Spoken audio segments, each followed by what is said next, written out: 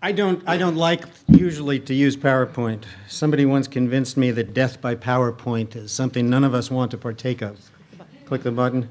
But I had a couple of points that I just want to make, and I want to make sure that I don't miss anything, because I want to talk a little bit about Renaissance in general and a couple of specific things. And I'm so glad that Robin Smythe came here to talk about thinking big, because Edwin Land once said, no project should be undertaken unless it is manifestly important and nearly impossible.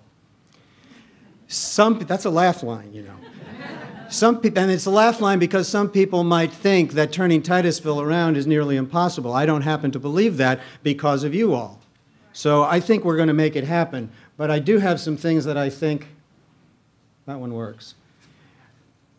I'm not going to read all this to you except for the bottom one, because I really believe that in order for Renaissance to be successful, us to be successful, we have to change the way we think about ourselves. And while thinking big has long-term dreams, thinking big also requires continuous daily action. Think about sailing around the world in a sailboat. That's really thinking big. Not many people have ever done it, but it still requires the sailor to get up every single day, check the navigation, check the instruments, set the course, and make sure you sail that steady course day after day after day until the task is complete. And I think that's appropriate to Renaissance. Every single person in this room is a leader. If you weren't, you wouldn't be here. Renaissance, I don't believe, can be about signing up a large group of people and have them wait around for someone on the top to call them and ask them to do something. How many of you have already signed up for Renaissance and nobody's called you to ask you to do anything? A few. Not as many as I thought. That's good. That's great. But I think that in order for us to really be successful, we have to start to take Renaissance to the next level. And I've come to a couple of conclusions. First of all, I think for us to really be successful, each and every one of us has to work on whatever it is that is our passion. I don't think, we have to turn Renaissance upside down, in other words. And I learned this from Maxine. Maxine, are you still here? She left. Well, God bless her. She's probably back there working, right? She taught me a really valuable lesson, because when she laid out that art studio, she'd put tape on the floor to block off each of the little artist studios, and then she took each of the artists and she said, here's your cubicle, do what you want with it. And sometimes the artist would come back to her and they'd say, Maxine, can I do such and such? Or Maxine, can I do this? And you know what Maxine's response always was? Don't ask me. It's your area, do what you want with it. And I think, Robin, you said something very similar to that with your employees there at News 13, was they don't want to be told what to do, they want to work their passion. And every one of them, every one of us in this room needs to work our passion. And so rather than having a top-down organization with control at the top, I'd rather see Renaissance be control from the bottom, where every single one of you finds something you feel really passionate about and puts together a little team of your own within the concept of corridors, culture, and commerce, because those are the three main projects we've said we're going to work on. How many of you in here have business cards? No, I mean Renaissance business cards. I think we all should have Renaissance business cards. How are we going to spread the word? I mean, that's what people do. They get together and you sit around a table and you all exchange business cards, right? Now, I don't know if this is going to work, so if they all stay together and they hit one person in the head, I apologize. But I think everybody should have a Renaissance business card. By golly, how are we going to spread the word? Right? I'm working on my elevator speech. I think we all should have an elevator speech card so we can talk to our friends and our neighbors and we can tell them how great Renaissance is and how it's going to turn the community around. There's 44,000 folks in this town. There's 100 in this room. How are we going to spread the word? So, everybody needs to have a shirt too. Wendy, how are we going to get everybody a shirt? Okay, my passion is litter. Now, I'm chairman of the Corridor Committee, and it's broken down into litter, properties, and medians and landscaping. I learned early on that medians and landscaping is not my passion. Is Rodney here? Where's Rodney Honeycutt? Rodney, I'm sorry. It's just not my passion. But fortunately, it's Rodney's passion and it's Micah, are you here?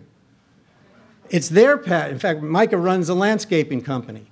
So those guys are going to make that happen because they feel passionate about it. And my job is to help get the hurdles out of the way if they run into something that stops them, right? That's what Robin Fisher and I's job is to try and get the hurdles out of the way to make the rest of you successful in whatever it is your passion. Let me show you something. Have any of you seen me wandering around town with in my litter vest?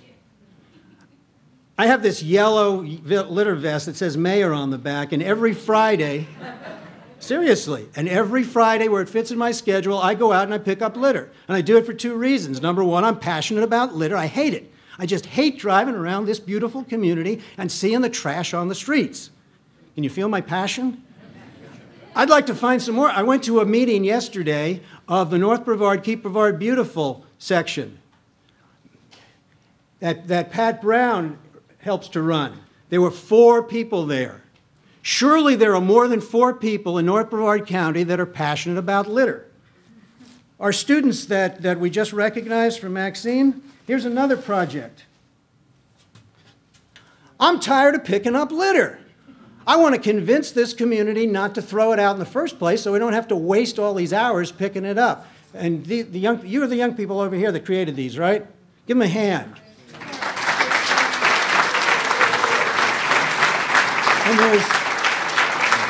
And there's 2 more out in the lobby that you might have seen when you walked in. They're really cool. It's getting the youth involved. I mean, I just want to tilt this windmill. We've got to stop people from throwing the stuff out in the first place. Now, I'll pick it up, don't worry. All right. Now, I can think of projects day in and day out. Why can't we have a city logo contest? Let's get the students involved. Gateway to Nature and Space. I talked about business cards. I need a business card coordinator that can go online or find a business in town and say, we want thousands and thousands of business cards. Give us the best deal. I talked about the elevator speech sign. Titusville doesn't litter signs. Why not no litter signs on all city vehicles? How about the Art League, property improvement? Maybe one of you knows about a particular piece of property that you drive by every day that just kind of gets to you. Maybe you know the owner, and you know the owner's struggling in tough times, and you say, I'm going to help that property owner get that property straightened out. I'm going to find some friends and neighbors, and we're going to make it happen. How about a Titusville amphitheater? We've talked about this, right? Thinking big. I was up in Virginia a couple of weeks ago. Look at that. Now, that's doable as a first step. We could have something like that. I mean, that's an Eagle Scout project, right? We could have something like that at Sandpoint Park, and I'll bet our young people would help us do it. Get them engaged so we could have young people's music concerts there. It's not spectacular, but it's the first step towards thinking big and the big vision. How about community vegetable gardens? Bobby Socks asked us about that one. How about a Jules Verne festival? I'm still not sure what that is. But somebody suggested it. Instead of having community cleanup days once a month, I'd rather have a third Saturday of every month be a Renaissance Day. And each one of the 3 main teams does it once a quarter. So one quarter we have a business development Renaissance Day. The next quarter we have an arts and culture Renaissance Day. And the third one we have a community cleanup or medians and landscaping Renaissance Day. All right, here's a really interesting one. I was up in Alexandria, Virginia, a couple of weeks ago, and I saw this. This is Stonefire Big Vision. It's called the Torpedo Factory. Anybody been there? It's literally an old torpedo factory. That's what the picture on the left side is. They made Navy torpedoes there. They have a couple of them on display in the building. They took this old manufacturing facility and they turned it into a giant art studio that looks just like Stonefire, except it's on a grand scale. Incredible. So here's what I'm saying. Charlie Marsh is still here? There he is in the back. This is Charlie's favorite word. And I think it should become all of our favorite words. Let's turn Renaissance upside down. Let's every one of us figure out what our passion is within the scope of commerce, culture, and corridors. And let's each of us be a champion, take ownership, and start to make something happen. Instead of waiting for someone, and apparently there aren't many waiters in here. Apparently you've all gotten hooked. You're all drinking the Renaissance Kool-Aid, as it were. But I think we can really do it if every person in this room starts to engage friends, neighbors, relatives, whoever, and starts to really make something happen. So, with that being said, I think I'm only 1 minute late.